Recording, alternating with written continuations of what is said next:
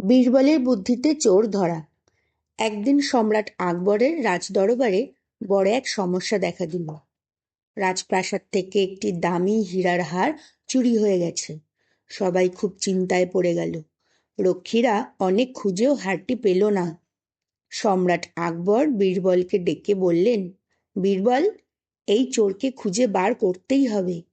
বীরবল কিছুক্ষণ চিন্তা করলেন, তারপর বললেন, মহারাজ, আজ রাতে দরবারের সব কর্মচারীকে এখানে ডেকে আনুন। রাতে সবাই এলো।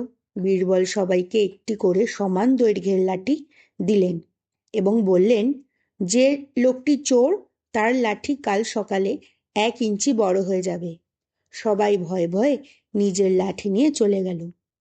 পরদিন সকালে সবাই লাঠি নিয়ে এলো। বীরবল ভালো করে দেখলেন। হঠাৎ তিনি লক্ষ্য করলেন একজন লোকের লাঠি অন্যদের তুলনায় ছোট। বীরবল তাকে বললেন, তুমিই চোর। লোকটি ভয়ে কাঁপতে লাগলো এবং স্বীকার করল, হ্যাঁ মহারাজ, আমিই হার চুরি করেছি। সবাই অবাক হয়ে গেল। আকবর বললেন, বীরবল, তুমি কিভাবে বুঝলে?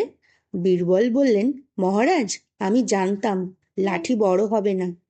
চোর ভয়ে নিজের লাঠি কেটে ছোট করেছে, তাই তাকেই ধরা গেছে। আকবর খুব খুশি হলেন। তিনি বীরবলকে পুরস্কার দিলেন।